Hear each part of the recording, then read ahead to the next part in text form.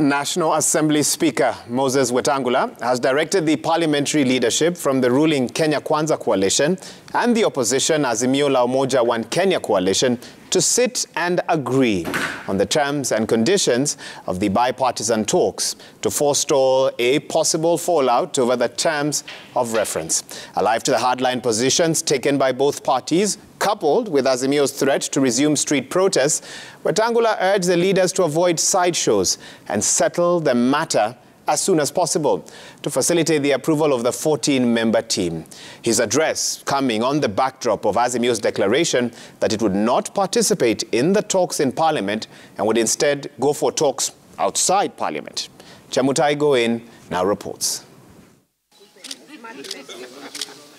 With the Azimio la Umoja One Kenya and Kenya Kwanza coalitions unable to agree on the conduct of bipartisan talks, National Assembly Speaker Moses Wetangula moved in to quell the brewing row. And resumption. Wetangula ordering House leaders to engage and agree on the agenda of the 14-member Committee on Bipartisan Talks.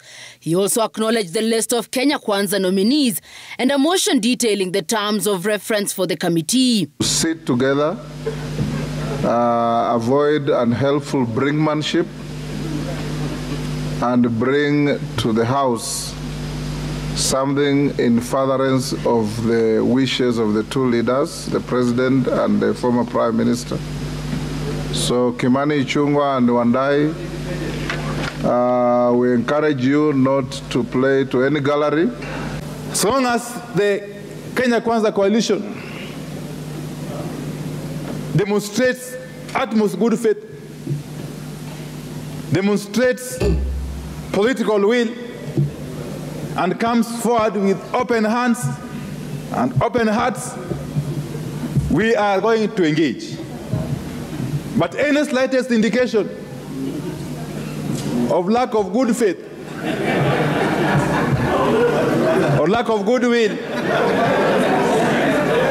we shall go back to the people. We should be able to sit as leaders and be able to come up with solutions, be able to harmonize the motion on the terms of reference and what this committee will be doing.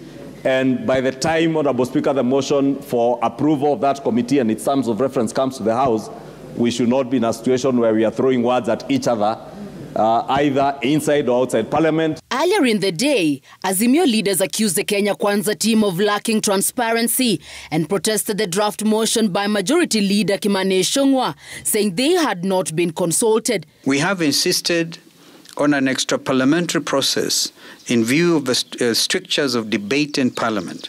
We will therefore not participate in any such parliamentary process. We are ready and willing to engage in these talks, as long as they are as inclusive as possible and they are not confined to Parliament.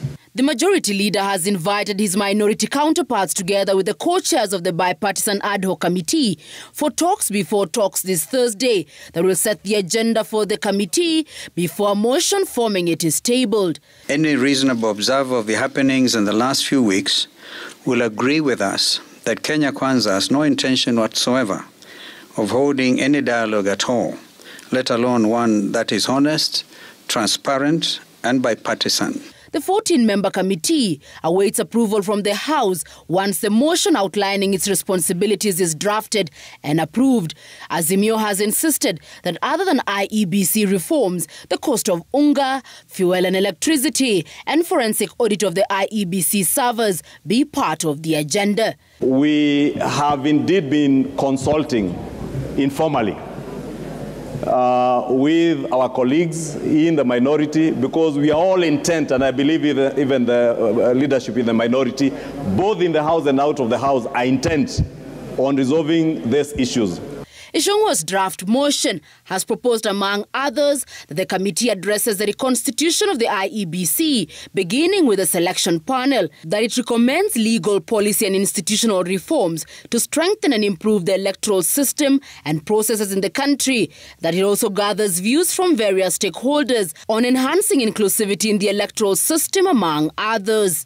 The bipartisan talks are set to face the first test, whether the parties can agree on the terms of engagement amid the hardline positions taken by both the majority and the minority side.